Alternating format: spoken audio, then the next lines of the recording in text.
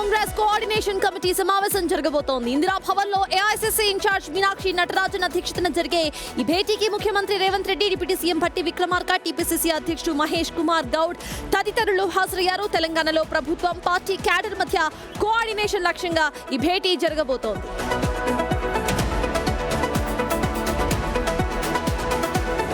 హైదరాబాద్ లో భారీ వర్షాలకు మ్యాన్ హోల్స్ ఎమపాసాలుగా మారాయి. మియాపూర్ లో మ్యాన్ హోల్ లో పడి వ్యక్తి గల్లంతయ్యాడు. వైశాలి నగర్ వద్ద ఉన్న అండర్ పాస్ దగ్గర ఈ ఘటన జరిగింది. పోలీసులతో పాటు హైడ్రా, ఎన్డీఆర్ఎఫ్ బృందాలు గాలింపు చర్యలు చేపట్టారు. తిరుమల ఫ్రీ దర్శనం పేరుతో ఓ రియల్ ఎస్టేట్ సంస్థ ప్లాట్ల విక్రయానికి తెరలేపింది. తమ వెంచర్ లో ప్లాట్ కొంటే తిరుమలలో లైఫ్ టైం ఫ్రీ దర్శనం కల్పిస్తామని ఎస్సీపీ డెవలప్స్ రియల్ ఎస్టేట్ సంస్థ ప్రకటనలు చేస్తోంది. ఎస్సీపీ డెవలపర్స్ ప్రకటనపై టీటీడీ సీరియస్ అయింది. ఈ వ్యవహారంపై టీటీడీ విజిలెన్స్ విచారణ చేస్తోంది.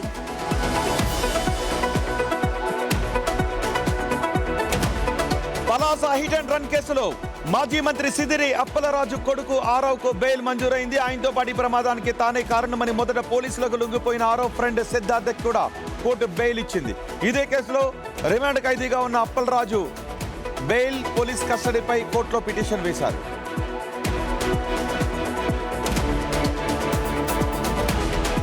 విజయవాడలో భారీ వర్షం కురిసింది. దాదాపు 2 గంటలుగా వర్షాలు దంచి కొడుతున్నాయి. భారీ వర్షానికి రోడ్లన్నీ కూడా జలమయమయ్యాయి.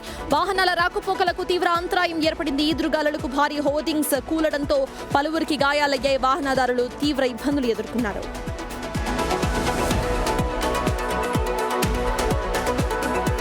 తెలంగాణ వ్యాప్తంగా విస్తారంగా వర్షాలు కురుస్తున్నాయి. ఉత్తర తెలంగాణ జిల్లాలతో పాటు హైదరాబాద్, మేడ్చల్, రంగారెడ్డి, వికారాబాద్, కామారెడ్డి, మెదక్ జిల్లాలలో భారీగా వర్షాలు కురుస్తున్నాయి. రాష్ట్రంలో ఇవాళ కూడా భారీ వర్షాలు కురిసే అవకాశాలున్నాయి. 10 జిల్లాలకు వాతావరణ శాఖ ఎల్లో అలర్ట్ జారీ చేసింది.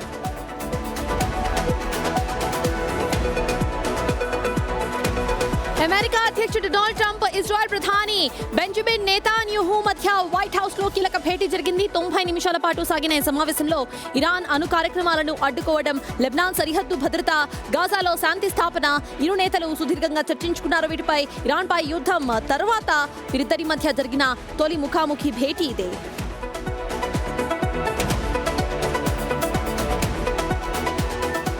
వరదల్లో చిక్కుకున్న అస్సాంలో పరిస్థితి ఇంకా ఆందోళనకరంగానే ఉంది.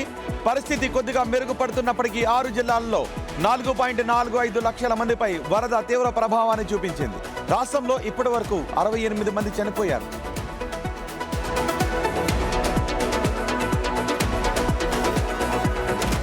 సింహాచలంలో నేడు గుడి ప్రదక్షిణ చేయబోతున్నారు. నిన్న గిరి ప్రదక్షిణ చేయలేని వారి కోసం గుడి ప్రదక్షిణ అవకాశాన్ని ఆలయ అధికారులు కల్పిస్తున్నారు.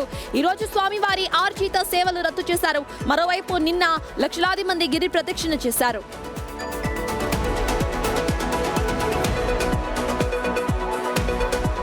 తిరుమలలో రద్దీ కొనసాగుతోంది. శ్రీవారి సర్వదర్శనానికి 12 గంటల సమయం పడుతోంది. వైకుంఠం క్యూ కాంప్లెక్స్ లోని అన్ని క్యూ కంపార్ట్మెంట్లు నిండిపోయి క్యూ లైన్లు వెలుపలికి వచ్చేశాయి.